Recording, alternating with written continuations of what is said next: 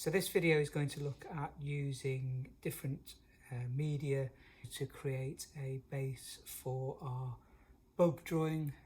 It's going to introduce some colour, and I'm going to use some ink and some watercolour and also some of the kitchen cupboard pigments that I was using the other day, and for which there is a separate video. And if you remember, or if you look at it, you'll find the recording of the video that showed using pigments and various things found in the kitchen. I could mix up a range of colours, including the primary colours, so the red, the yellow and the blue. All right, so I'm going to use some of those. Those are the pigments that are ones that were found in the kitchen cupboard. And then I've got a watercolour set, so it's a watercolour set like the ones that we use at school. It's a nice clean one, so we've got a watercolour set. And I've also got some inks as well, so the inks in the tray there. So first of all, I've got a brush here that's a size 8, so it's not one of the really fine brushes, it's got a nice point on it. And I'm just going to put very liberally some water onto the paper, and you may be able to see that reflecting in the light, I'm not quite sure.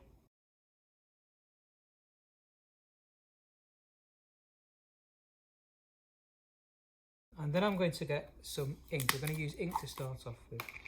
I'm going to start off with yellow, and I'm just going to get some yellow on the brush and just let it drop onto the water. So I'm kind of, you can see, can't you, I'm just letting it diffuse across the surface of the water. And I'm going to get a different colour now, so I'll clean my brush quite quickly, and I'm going to get some pinky red, and then at the other end of where that water is, I'm just going to put that in there, and I might put a couple of blobs like that.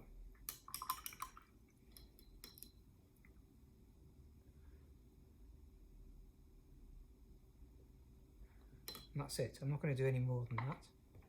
So I'm going to move on, do another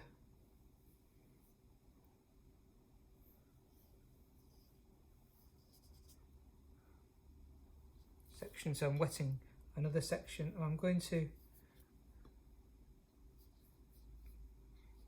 do this across all 4 sections so I can use the ink.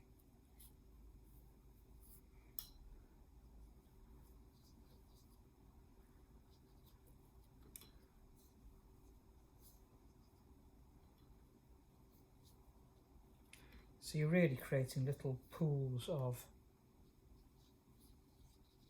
water on the paper like that, okay?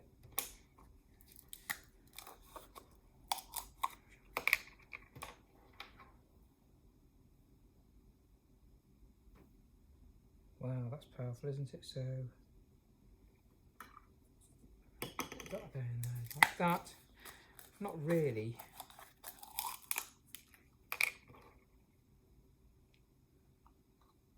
thinking too carefully about it. This is meant to be a green, but it's quite a yellowy green.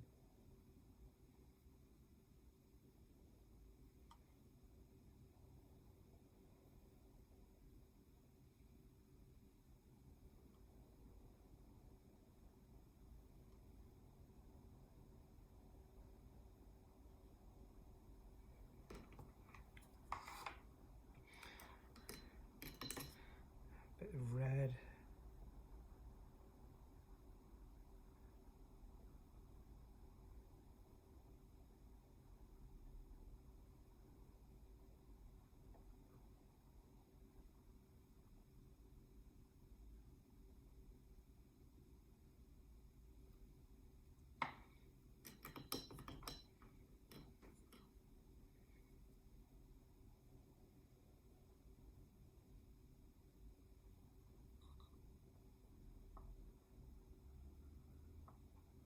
And you can see I'm drawing,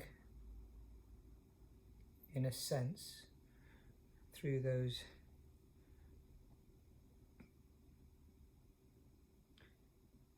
different colours of ink. but not really able to control it too much.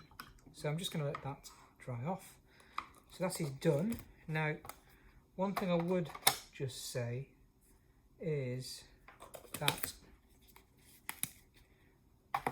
you want to be very careful about moving this ink now, because the fact that it's so wet means that the paper has begun to wrinkle a bit, and if I lift it, it's almost certainly going to mean the ink is going to go all over the paper. So I'm going to very carefully slide that out of the way and bring in a second sheet of paper, and that ink is just going to be left now. It needs to be, really, when you do this, you need to leave it somewhere where it's got time to dry. So second one, we'll see how this works. Again, I'm just pooling the water. I'm going to do 2 to start off with initially, just to see how this reacts, because I'm not entirely sure, but there's quite a lot of water on there now. I think you can probably see. I'm going to use watercolour paint. Start off with an orangey red.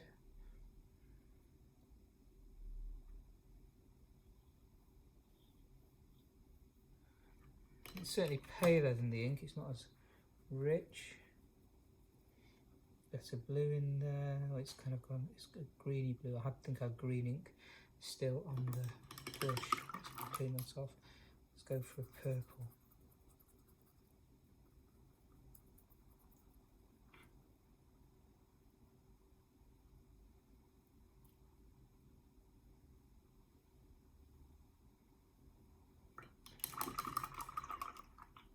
So it feels like the watercolour gives me more, I have more control. It's not as strong, nothing like as strong in actual fact as using the ink, but that's okay.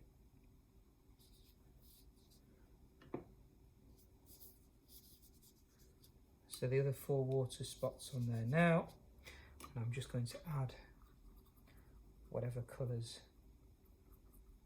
or a range of colours anyway.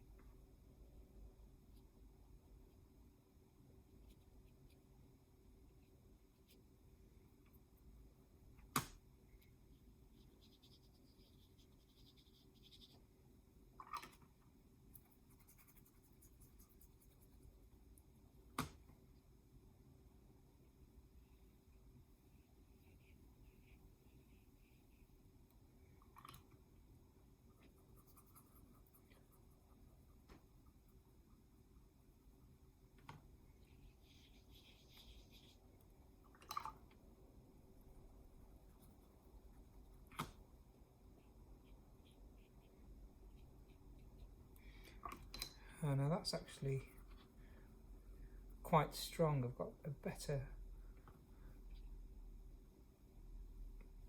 level of pigment in there. So I think provided you really load your brush with paint,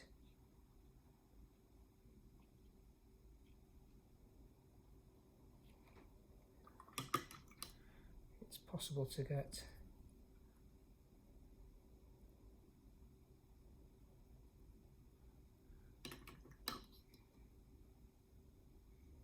quite a strong colour.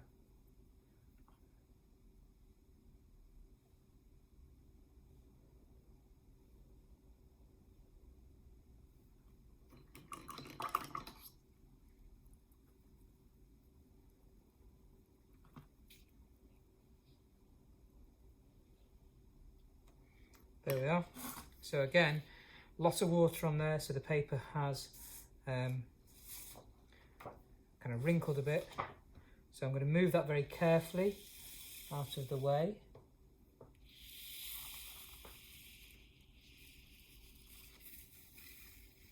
There we go. So that's 2. And the final one that I'm going to have a go with is using the pigments that were these natural pigments, and I really have no idea how this will work. I think they'll probably be a bit more granular because that's how they behaved when we were mixing them to create our palette. So I'm expecting that to be the case with this. I'm going to start off with a bold. There's the beetroot. Get the beetroot on there because that was one that we know gave off quite a strong colour. So that's all right, we like that. And turmeric as well. So remember the yellow, this is turmeric, so it's going to be a golden.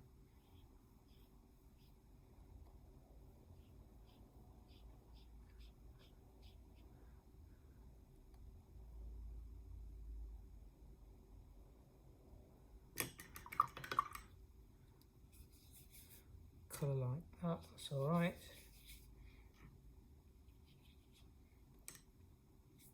I'm going to do the other 4 sections now.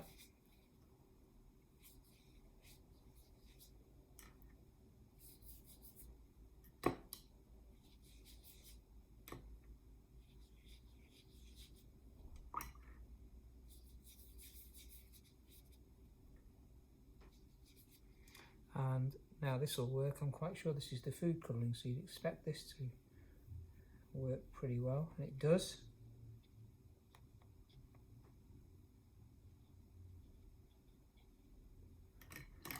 So we like the blue. This is spinach powder, and it didn't really well, it did mix down, but it was very sort of fine grains, and I'm going to just leave that with that sort of granular feel to it. Mixing up some coffee here.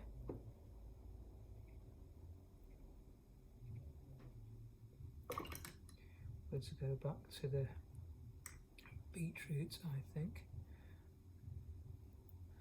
Mix a bit on the plate. There it is. So that's a bit stronger. An awful lot of this is about just experimenting, seeing what works, not being too worried if things don't quite come out as you thought they might.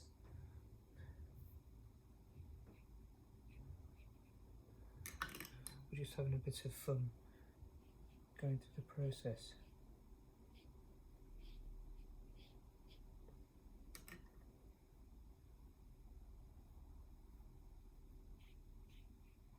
There we are. So that will do as well. So we've now got 3 sets of 6 done each, and they're going to just be left to dry, and it will probably be a case of leaving them overnight, not moving them. Don't be tempted to lift them up, and then we will come back to them next time to work on and add some of the features of the bugs and beetles.